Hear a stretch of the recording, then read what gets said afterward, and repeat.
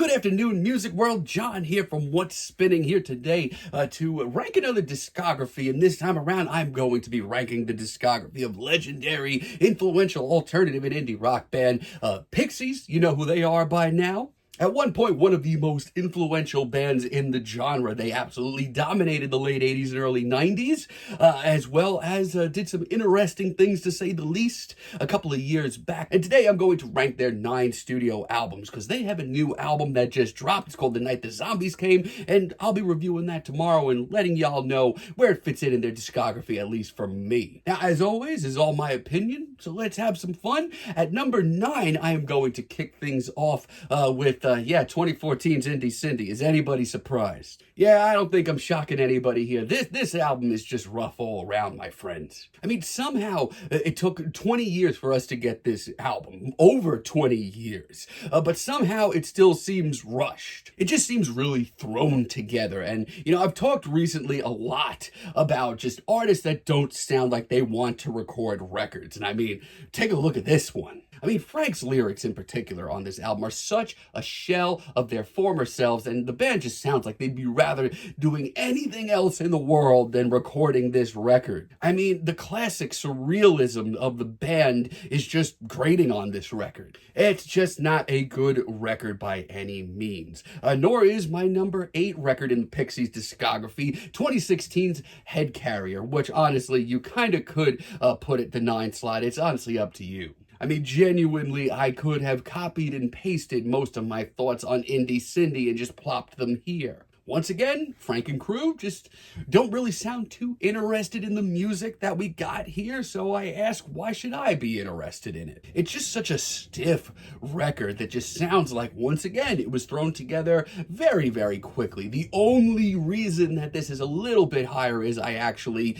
do like tracks like Balls Back. Might as well be Gone too, that's a decent cut, but most of this album is just not for me, sadly. Yeah, like I said earlier, they've certainly been doing some interesting things over the last few years, but not necessarily all of them are good. As a matter of fact, I know I'm not the only one that's thought about this, but a lot of their reunion since the 2010s has been very underwhelming. Now, 2019's Beneath the Eerie is going at number 7, and honestly, I don't think it's that bad. It's certainly better than their previous 2 records. But I digress. There's actually a lot of really interesting cuts here. At least a good handful, especially with just how dark and genuinely weird this record gets at times. It's almost goth-tinged. Now, let me tell you, there's a good chunk of great material here, but very clearly, we weren't out of the woods just yet, because when this album went from serious to straight goofy, it was tough to listen to. But lyric-wise, performance-wise, for a modern Pixies record, I don't hate this. Now, at number 6, I might cause some controversy here, but I'm going to put 1987's Come On Pilgrim. And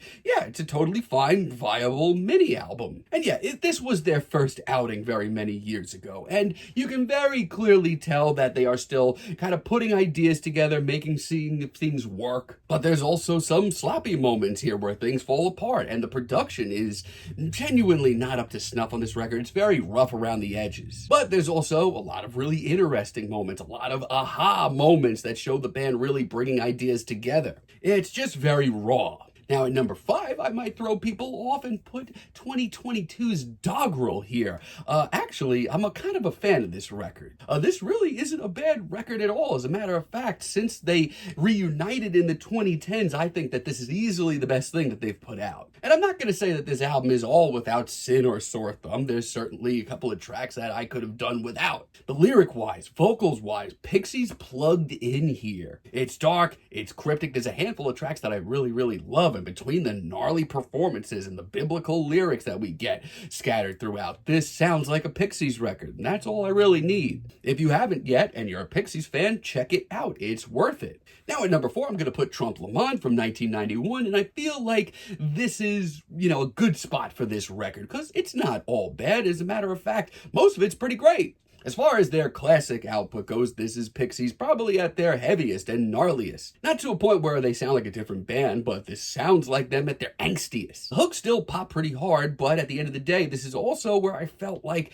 Pixies' incredible stride in the early 90s just kind of got off the rails a little bit. First half of this record sounds ready for any 90s alternative rock station, but the second half is definitely a little bit more sloppy, but still a great record. Now, at number 3, I'm going to put Surfer Rosa from 1988. There was a long time where I kind of felt like this album was a little overrated. And even now, it's not always my first pick when it comes to Pixies records, but there is too much good material on here to overlook it. It's a little grungy, and I do love the absolutely huge artistic leap that they took from Come On Pilgrim to now. It's a very raw record, but it shows them really bringing their ideas together. I salute that, even if I'm still not the biggest fan of Where Is My Mind. Now, number 2, I feel like this always surprises a lot of people, and I'm not sure why. I'm going to put Bossa Nova. This has always been one of my favorite go-to Pixies records. It's one of their spacier and weirder and more experimental records. I've always thought that it could have come off a lot more sloppy, but the reality is there's a lot of great material here, from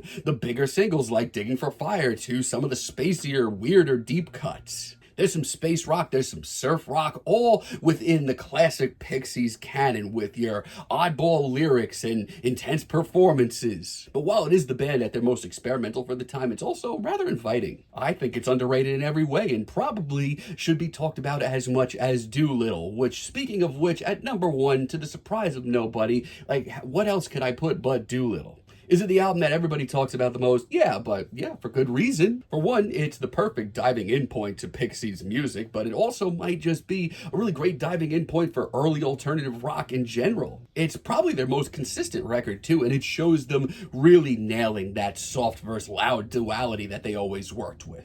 It's short, it's sweet. Once it gets rolling, it's kind of a race to the finish, but the hooks are so memorable. Lyric-wise, it's just so interesting, and this record as a whole, it's just a genuine classic. But let me know what you all think about their discography. Be on the lookout for my review of their new album tomorrow, and I'll let you know where I feel like it fits in with their discography. And until next time, have a great day, friends.